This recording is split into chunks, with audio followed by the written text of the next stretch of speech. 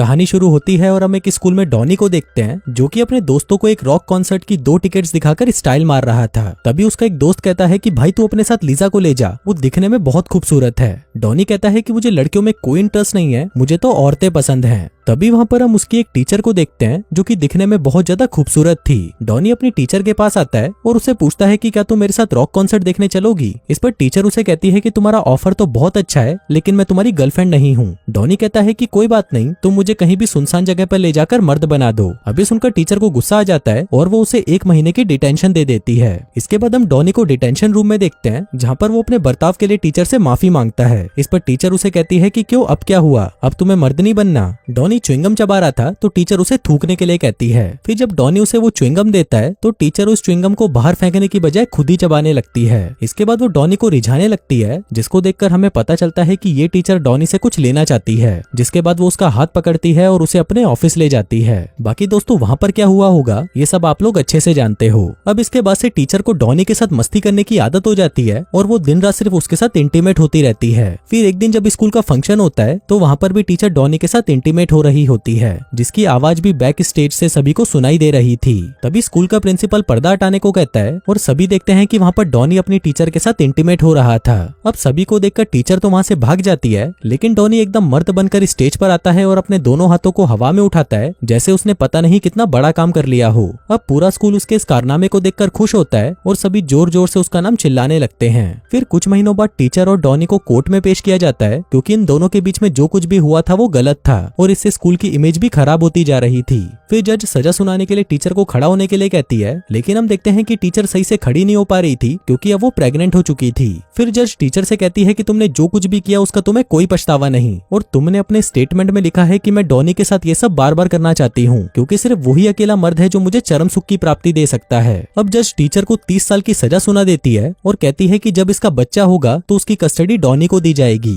इसके बाद से ये खबर पूरे शहर में फैल जाती है और देखते ही देखते डॉनी बहुत ज्यादा फेमस हो जाता है, एक ऐसा बच्चा जिसने अपनी टीचर को प्रेग्नेंट कर दिया। अब हर टीवी चैनल पर उसका इंटरव्यू लिया जाता है जिससे उसे खूब पैसे मिलते हैं, लेकिन डॉनी एक लापरवाह और बकलोल इंसान था और वो उसे मिले हुए पैसों को अय्याशी और लड़कियों में उड़ा देता है और इसी की वजह से उसका बेटा भी अब उसे छोड़कर जा चुका है। फिर कुछ सालों बाद हम डॉनी को देखते हैं जो कि अपने एक वकील दोस्त के पास जाता है, जहाँ पर उसका दोस्त उसे कहता है कि तुमने 94 के बाद से अभी तक अपना टैक्स नहीं भरा, तुम्हें $43,000 का टैक्स भरना है, वो भी 1 हफ्ते में, नहीं तो तुम्हें 3 साल की जेल हो सकती है। अब ये सुनते ही डॉनी का दिमाग खराब हो जाता है और वो अपने दोस्त को कहता है कि मेरे पास तो सिर्फ $20 हैं। इस पर उसका दोस्त कहता है कि अब तुम्हारे पास सिर्फ एक ही रास्ता है। जिसके बाद वो उसे एक मोटे की फोटो दिखाता है और उसे कहता है कि ये मोटा मैराथन में दौड़ने वाला है और अगर ये जीत गया तो तुम्हें $1 के बदले 8,000 मिलेंगे। वो कहता है कि मुझे लगता है कि ये आदमी जीत सकता है। अब ये सुनकर डॉनी उस पर $20 तो लगा देता है, लेकिन वो सिर्फ उसी के भरोसे नहीं बैठ सकता था। दोस्त कहता है कि तुम अपने बेटे से पैसे क्यों नहीं मांगते। डॉनी कहता है कि वो मुझे छोड़कर चला गया था जब वो 18 साल का था। इसके बाद रात को वो एक क्लब में जाता है जहाँ पर एक लड़की उसे एक मैगजीन दिखाती है जिसमें उसके बेटे जिसका नाम एंडी था उसकी एक फोटो थी जो कि अब बहुत ज्यादा अमीर हो चुका है और वो एक बहुत ही सुंदर लड़की से शादी करने जा रहा है। इसके बाद हम एंडी को देखते हैं जो कि अपनी होने वाली वाइफ जेमी और उसकी फैमिली के साथ अपने बॉस के घर पर आया है जहाँ पर ये लोग शादी करने वाले हैं। फिर कुछ देर बाद वहाँ पर एक फौजी आता है जिसका नाम चैड होता है और वो जेमी का भाई होता है। आगे चैड एंडी को साइड में ले जाता है और उसे कहता है कि तुम मेरी बहन का ध्यान रखना और उसका दिल कभी मत तोड़ना, नहीं तो मैं तुझे तोड़ दूंगा। दूसरी तरफ हम डॉनी को देखते हैं जो कि पैसों का जुगाड़ करने के लिए एक न्यूज चैनल के पास जाता है जो कि कभी उसका इंटरव्यू लिया करते थे। तभी वहाँ पर उसका एक दोस्त जॉन आता है। डॉनी जॉन से पैसे उधार मांगता है, लेकिन जॉन उससे गुस्सा था क्योंकि डॉनी ने उसकी माँ के साथ गलत काम किया था। डॉनी जॉन से कहता है कि भाई मुझे पता नहीं था कि वो तेरी मॉम है, अगर मुझे पता होता तो मैं उसके साथ ज्यादा इंटीमेट होता। अब ये बस उनका जॉन को गुस्सा आ जाता है और वो दोनों आपस में झगड़ने लगते हैं। तभी वहाँ पर उस चैनल का बॉस आता है जो डॉनी को अपने रूम में ले जाता है और उसे कहता है कि अब तुम्हारी कहानी में लोगों को कोई इंटरेस्ट नहीं और अगर तुम्हें पैसे चाहिए तो तुम्हें अपने बेटे को उसकी माँ से मिलवाने जेल में ले जाना होगा, वो भी हम लोगों के कैमरे के सामने, जिसके बदले हम तुम्हें $50,000 देंगे।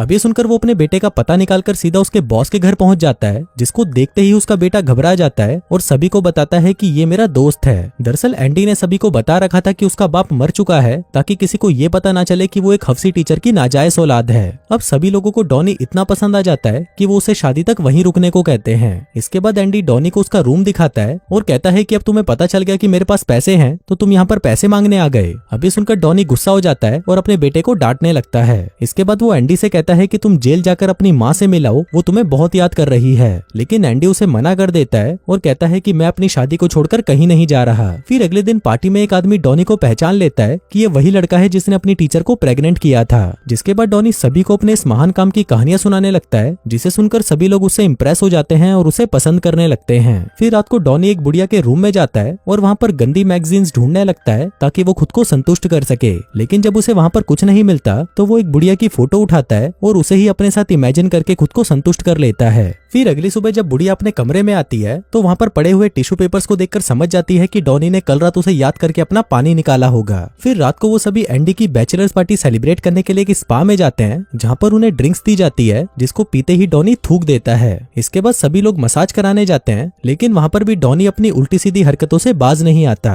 इसके बाद सभी को सुंदर बनाने के लिए उनके मुंह पर फेशियल लगाया जाता है, जिसको सभी तो बहुत एंजॉय कर रहे थे, लेकिन डॉनी उससे बहुत ज्यादा चिढ़ा हुआ था। अब डॉनी वहाँ पर बोर हो चुका था तो वो सभी को अपने साथ क्लब में ले जाता है। अब वहाँ पर नंगी लड़कियों को देखकर सभी लोग खुश हो जाते हैं और पूरी रात दारू पीते हैं और एंजॉय करते हैं। फिर जब सभी पीकर सेट हो चुके थे तो डॉनी उन सभी को कार में बिठाकर घर भेज देता है। जिसके बाद वो अपने बेटे के करीब आने की कोशिश करता है, जो कि उससे नफरत करता था। वो दोनों साथ में बहुत एंजॉय करते हैं और साथ ही साथ डॉनी उसे साइकिल चलाना भी सिखाता है, जो वो उसे बचपन में नहीं सिखा पाया। अब धीरे धीरे उन दोनों के बीच में सब कुछ ठीक होने लगता है और वो दोनों गले भी मिलते हैं। फिर घर आने के बाद डॉनी फिर से बुढ़िया के रूम में चला जाता है और उसकी फोटो को देखकर खुद को संतुष्ट करने की तैयारी करने लगता है। लेकिन तभी वहाँ पर वो बुढ़िया भी आ जाती है और कहती है कि चलो साथ में करते हैं। जिसके बाद वो दोनों वहाँ पर पूरी रात इंटीमेट हो जाते हैं। दूसरी तरफ हम मैंडी को देखते हैं, जो कि अपने रूम में पहुंचता है और वहाँ पर वो एक पुतले को देखता है जिसमें उसकी वाइफ की वेडिंग ड्रेस टंगी थी। एंडी को लगता है कि शायद ये उसकी वाइफ है, तो वो उसके साथ वहीं पर इंटीमेट हो जाता है। फिर अगली सुबह जब जेमी की चिल्लाने की आवाज आती है तब एंडी को पता चलता है कि कल रात नशे में उसने उसकी वेडिंग ड्रेस खराब कर दी।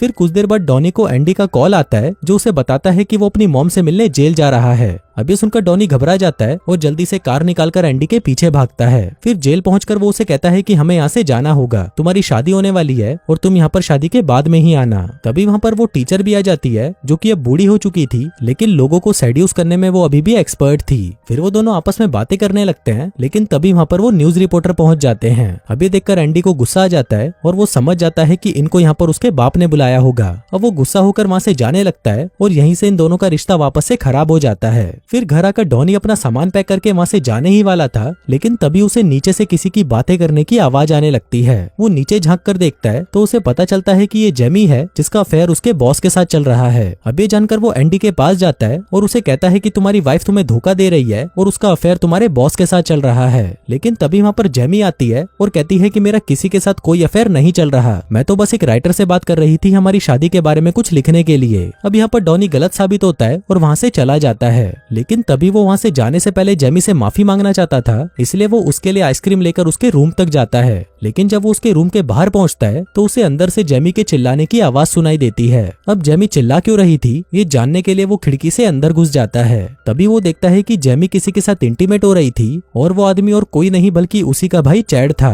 अब ये देखकर डॉनी शॉक्ड हो जाता है और इसी मौके का फायदा उठाकर वो उनकी फोटो क्लिक कर लेता है। लेकिन जेमी उसका ये सच छुपाने के लिए डॉनी को $50,000 का चेक देती है, जिसको लेकर डॉनी शांति से अपने घर वापस आ जाता है। लेकिन अब उसका मन मान नहीं रहा था, क्योंकि उसके बेटे के साथ गलत हो रहा था। इसलिए वो भागकर अपने बेटे की शादी में पहुंच जाता है और अपने बेटे से कहता है कि तुम्हारी होने वाली वाइफ ने मुझे अपना मुंह बंद करने के लिए $50,000 दिए थे, लेकिन अब मुझे ये पैसे नहीं चाहिए। जिसके बाद वो जेमी से कहता है कि तुम ही सबको सच बता दो, नहीं तो मैं बता दूंगा। तभी जेमी एंडी के कान में कहती है कि मैं अपने भाई के साथ इंटीमेट होती हूँ। अभी सुनकर एंडी घबरा जाता है और जोर से चिल्लाते हुए कहता है कि तुम अपने भाई के साथ सोती हो, जिसको सुनकर सभी लोग शॉक्ड हो जाते हैं। अभी सब जानकर एंडी शादी कैंसिल कर देता है और अपने बाप के साथ चला जाता है। जिसके बाद सभी क्लब में जाते हैं और वहाँ पर उन्हें पता चलता है कि जिस मोटे आदमी पर डॉनी ने $20 लगाए थे वो जीत गया था, जिसका मतलब अब उसे 20 के बदले 1,60,000 मिलेंगे। अब ये देखकर सभी लोग बहुत खुश होते हैं और दोस्तों इसी के साथ ही ये कहानी यहीं खत्म हो जाती है।